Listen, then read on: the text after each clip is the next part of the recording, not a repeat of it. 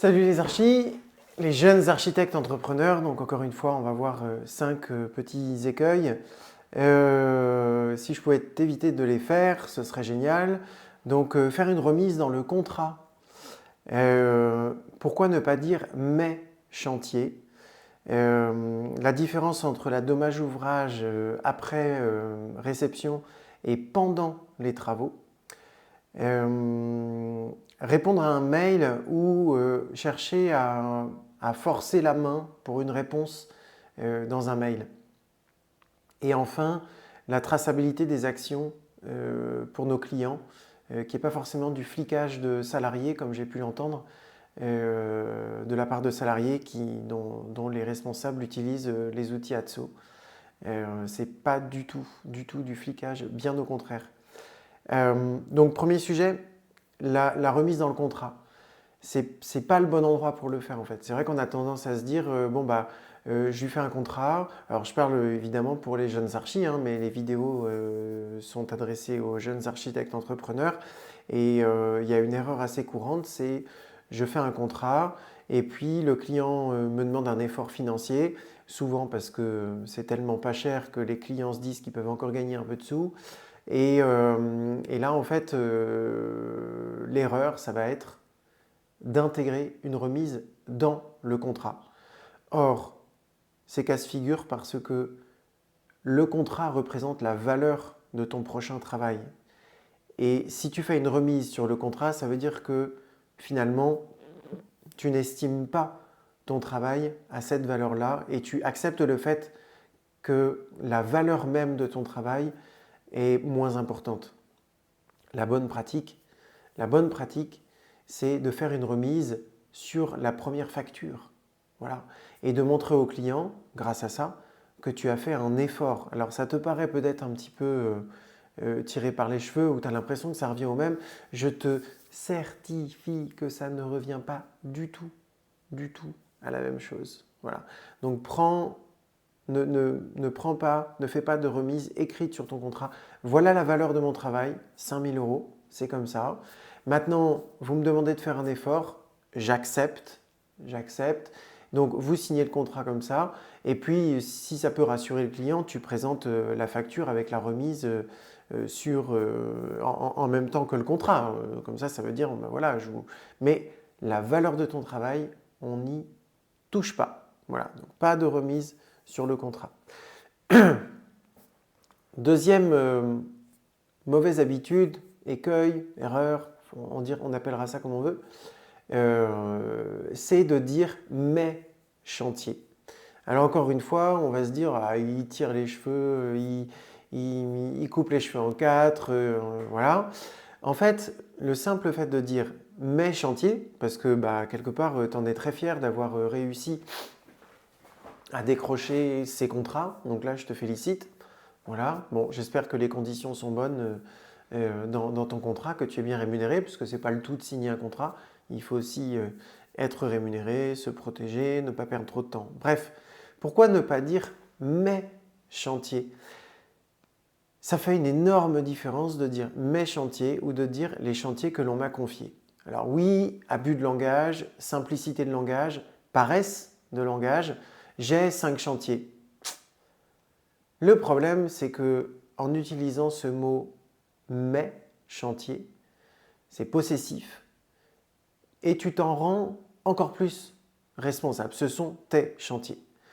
Or, le gros souci chez les archis, c'est que nous sommes des personnes émotionnelles et sensibles. Et à partir du moment où on prend sous sa coupe quelque chose, en général, on va y aller du mieux qu'on peut et on va se confondre avec le chantier, c'est nos tripes, c'est nos... Voilà. Eh bien, je vais te dire quelque chose, ce ne sont pas nos chantiers, justement, et bien au contraire. Ce sont les chantiers qui nous ont été confiés et ça fait toute la différence. Et je pense très sincèrement que cette petite différence de langage, elle fait que l'architecte prend tout sur ses épaules parce que ce sont ses chantiers, ses entreprises, ses clients. Non, ce sont des gens qui sont venus nous voir et qui ont décidé de nous confier un chantier. Par contre, ça reste votre chantier. Et si vous ne suivez pas les conseils que je vous donne pour votre chantier, c'est vous qui êtes dans la mouise. Quand je dis vous, c'est le client. C'est sine qua non, c'est hyper important. Voilà. Ce ne sont pas tes chantiers, ce sont les chantiers que l'on t'a confiés. C'est toute une attitude que tu peux intégrer. Et en intégrant cette attitude, tu vas te détacher du projet. Voilà, tu vas le remettre à sa place de service. Et ça ne veut pas dire que tu ne feras pas de la bonne architecture, ça ne veut pas dire que tu ne seras pas dans l'implication de ton projet. Seulement, il y a le client, son chantier et toi. Voilà. Il se trouve que le client te donne, c'est le client qui te donne l'occasion de faire de l'architecture. Ce n'est pas ton diplôme, ce n'est pas ton envie de faire de l'architecture, c'est le client. Hein. Donc effectivement, peut-être que tu dessineras des super beaux trucs, que ce sera reconnu dans les magazines, voilà. La création architecturale t'appartient, mais le bâtiment, c'est celui du client, d'accord? C'est celui du propriétaire. Donc on nous confie le chantier. Voilà. Alors dans confier, je vous renvoie à l'article que l'UNSFAM a fait faire dans sa revue Passion Architecture.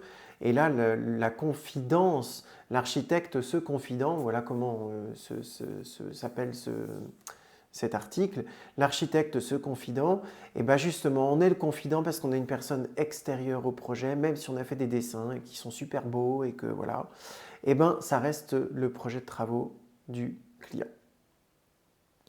Alors, on saute du coq à l'âne. Dommage ouvrage. La dommage ouvrage, c'est l'assurance du propriétaire. Donc l'architecte, il a une assurance décennale, les entreprises, elles ont des assurances biennales et décennales, puis il y a différentes sortes d'assurances. Mais le maître d'ouvrage, il est tenu de contracter une assurance. Alors, beaucoup d'avis divergent pour avoir rencontré différents assureurs. Il y en a qui m'ont dit clairement, droit dans les yeux, que c'était ceinture et bretelles, que ça ne servait à rien. C'était complètement un truc qui, de toute façon, on fera en sorte de ne pas la payer. Voilà. Donc je crois que les choses sont clairement dites. Et quand un expert arrive pour une dommage ouvrage, alors une dommage ouvrage, c'est sur les dommages structurels qui rendent impropre le lieu à sa destination.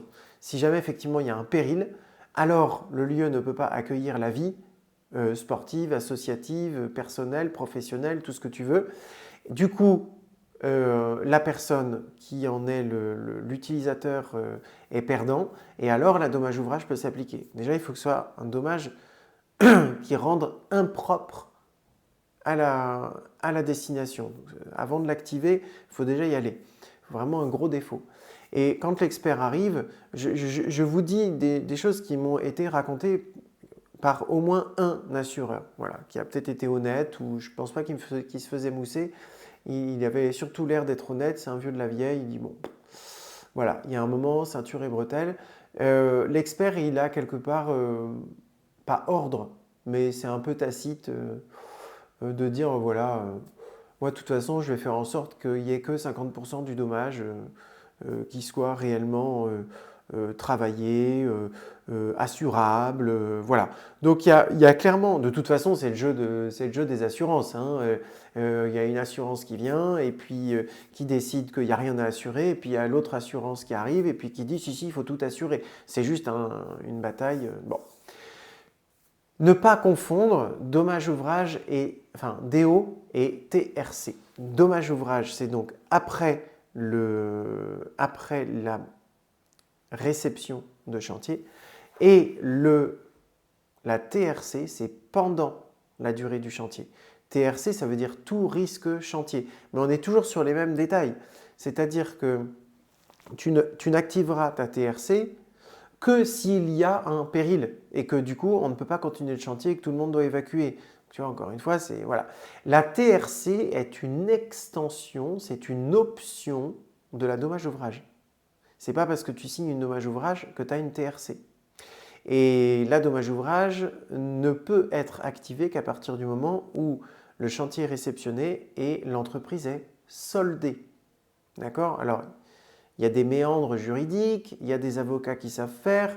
Là, je te donne les grandes lignes, d'accord? Et si tu veux que ton client soit assuré pendant son chantier, il faut prendre la TRC. C'est la seule assurance qui existe. Voilà. Donc, ne pas confondre DO et TRC, sachant que la TRC est une extension de la dommage ouvrage. Ça veut dire que tu ne peux pas prendre que la TRC. En tout cas, jusqu'à preuve du contraire. Quatrième écueil, faire en sorte d'avoir une réponse à un mail. Parfois, on relance, on n'a pas les informations, la personne répond, mais répond à une partie du mail et pas aux choses importantes parce que ça lui demande vraiment des prises de décision. Sachez que la personne que vous avez en face de vous par mail, peut-être qu'elle a besoin d'avoir un accord de plusieurs personnes par rapport au projet, que ce soit un client, que ce soit un artisan, que ce soit un fabricant, que ce soit un fournisseur, que ce soit une mairie, que ce soit une banque. Tous les acteurs, et là j'ai trié le 10e des acteurs qu'on peut avoir sur un chantier, il y a un moment où nous, en tant que pilote de projet, oula, j'espère que ça n'a pas fait de bruit. En tant que pilote de projet, il y a un moment où il faut qu'on ait des réponses de nos différents acteurs. Et il y en a qui sont des champions pour ne pas répondre. Donc, quand on a relancé une première fois, peut-être que ce qu'on va faire, c'est qu'on va essayer de joindre la personne et qu'on va assez simplement, j'invente pas non plus la poudre, qu'on va assez simplement lui dire écoutez, monsieur, madame, dans quelle mesure je peux vous accompagner? Est-ce qu'il vous manque un élément? Est-ce que voilà, bon. Et puis oui, et puis non, et puis toujours pas de réponse. Et puis on dit bah c'est suffisamment important pour que vous me fassiez vraiment. J'attends vraiment un écrit de votre part. J'ai besoin que ce soit écrit. Et ça peut durer. Puis qu'est-ce qui va se passer dans 3 mois? Là, le client prend sa décision parce qu'il se rend bien compte que c'est une catastrophe au niveau temporel. Mais qu'est-ce qui va se passer? Le client ou la personne en face, en général, c'est quand la personne se retourne contre nous, c'est souvent le client qui nous dit « Ouais, mais ça avance pas le dossier et tout. Attends, tu rigoles ou quoi? Ça fait 3 mois que je te relance et là, tu me dis le dossier, il avance pas. » Juste tire-toi une balle dessus dans la tête et on arrête le projet, quoi. Donc, le souci, c'est que le client a raison. C'est que c'est au professionnel d'aller chercher l'information à tout prix.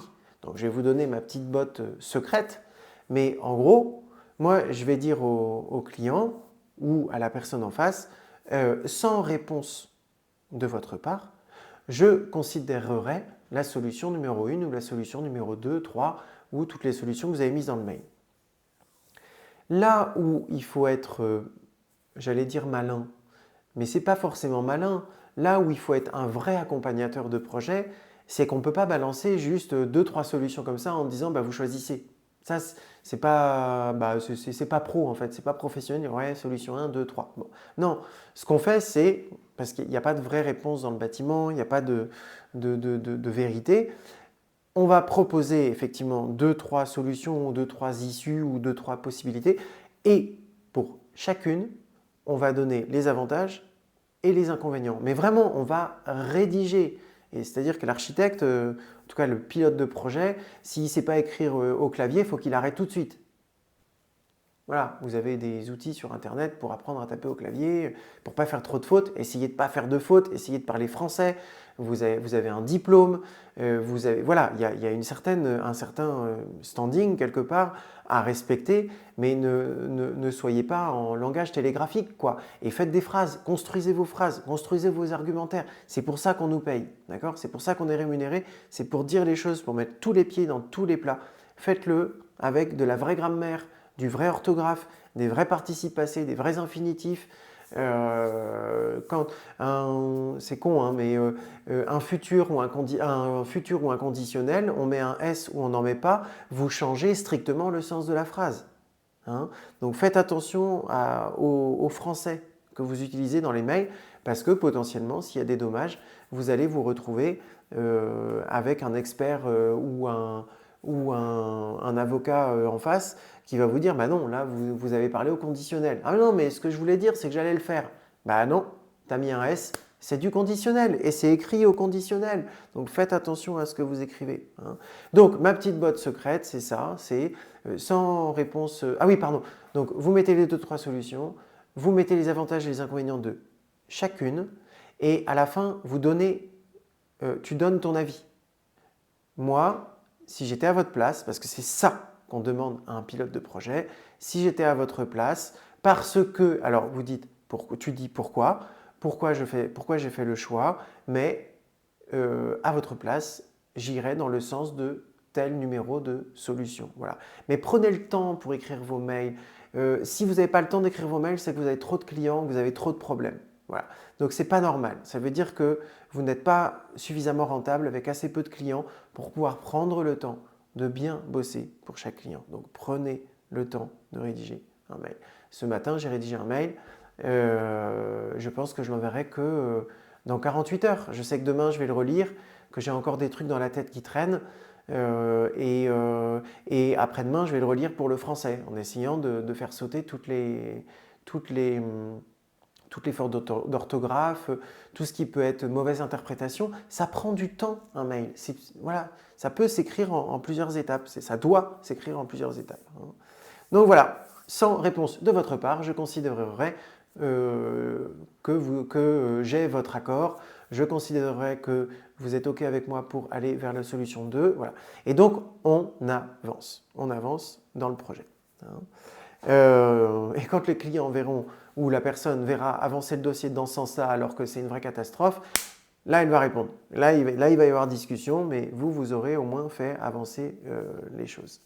Ensuite, dernier sujet, le 5e, on a des cas, on a au moins un cas chez Instant T où une salariée qui était en période d'essai, on peut dire ça comme ça pour simplifier, s'est sentie fliquée.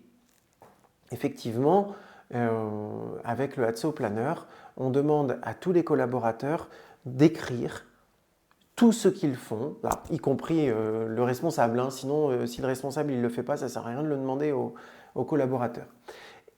D'écrire absolument tout ce qu'ils font, la date, alors il y a un tableau pour ça, hein, c'est hyper facile à faire, ce qu'ils font, la date et le temps passé, le client pour qui il travaillait, enfin il y a 4 ou 5 colonnes. Bon, c'est relativement simple à saisir. Et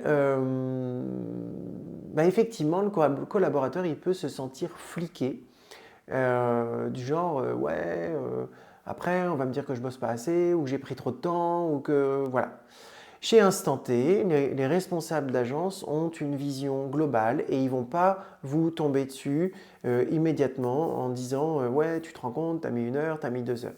Alors, il y a effectivement une dimension d'analyse de combien de temps on a passé pour tel ou tel dossier. Et ça, pour un chef d'entreprise, c'est hyper important. Beaucoup de salariés crachent sur les patrons parce que ils vous tombent dessus, parce que l'argent, toujours l'argent. Le jour où vous serez patron, on en reparle, d'accord? Mais la société humaine est basée sur le fric. Donc soit tu l'acceptes, soit tu vas vivre dans la forêt. Mais ça ne sert à rien de venir critiquer. Hein. Alors peut-être que le responsable d'agence a besoin d'un certain accompagnement à la gestion de parc client, à la gestion de trésorerie. Peut-être qu'il ne sait pas choisir les bons clients. Ça, c'est possible. Mais être à son compte aujourd'hui, en tant qu'architecte, et tenir, je tire mon chapeau. Parce que ce n'est pas évident. D'accord ? Alors, la dernière chose que la personne veut faire quand elle vous demande, quand votre responsable vous demande de noter les temps passés, c'est de fliquer. D'accord ? On sait très bien dans une journée qu'on va aux toilettes, qu'on prend des pauses, qu'on a besoin de respirer, qu'on a galéré sur un truc, qu'il y a un fichier qui est tombé en panne, qu'il a fallu réouvrir l'ordinateur. On le sait tout ça. Il n'y aura jamais 8 heures de travail effectif par jour. C'est pas possible. Même si vous arrivez à faire ça, c'est louche. C'est louche ou alors appelez-moi parce que je t'embauche tout de suite. Appelle-moi tout de suite, je t'embauche. Il n'y a pas de problème.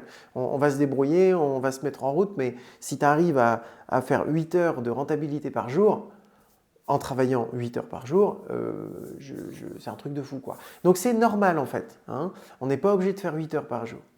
Maintenant, l'importance de cette traçabilité, alors j'ai spoilé l'importance, mais c'est de pouvoir tracer en fait ce qui a été fait, quand est-ce que ça a été fait. Tu n'imagines pas, quand tu es salarié, tu n'imagines pas la pression qui est donnée par le client au responsable. Tu ne peux pas l'imaginer. Tu ne peux pas l'imaginer. C'est-à-dire, tu peux peut-être la comprendre plus ou moins, la toucher du doigt, tout ce que tu veux, mais tant que tu ne l'as pas vécu, juste, s'il te plaît, fais preuve d'humilité. Tu ne peux pas comprendre avec ton bide ce qu'on va ressentir quand on revient d'un rendez-vous et qu'à juste titre, on s'est fait sabrer et qu'on a couvert un collaborateur ou qu'on a couvert une mairie ou qu'on a couvert un artisan. Voilà. Donc, beaucoup de recul par rapport à comment la personne qui gère l'agence va réagir. Voilà. C'est quelqu'un qui prend des risques, c'est quelqu'un qui s'engage. Moi, je pense qu'il faut une part d'inconscience. D'accord ? Et ça marche, hein, on y arrive. Voilà. Donc, quand un client tombe un peu sur le responsable de l'entreprise, parce qu'en fait, ça, tout ce que je te raconte, ça marche pour n'importe quelle entreprise. Mais quand un client attend des résultats et qu'ils ne sont pas là, si le chef d'agence ne peut pas retracer tout le boulot qui a été fait en disant au client, mais attendez, à chaque fois que vous nous avez demandé des modifications, en 48 heures, c'était fait. Mais vous, de votre côté, à chaque fois, vous avez une moyenne de réponse de 3 semaines. 3 semaines. Comment voulez-vous qu'on ne perde pas de temps sur le dossier? Et il est important que le chef d'agence puisse dire que nous, on a eu un taux de réactivité de l'ordre de tant de jours. Voilà, tant de jours ou une semaine. Voilà, maximum. Hein. Voilà, et ben écoutez, j'espère que je vous aurai appris des choses. Pensez à mettre le petit pouce. Et puis, bienvenue chez Instant T pour ceux qui démarrent avec nous. On est ravis de vous accueillir. À bientôt.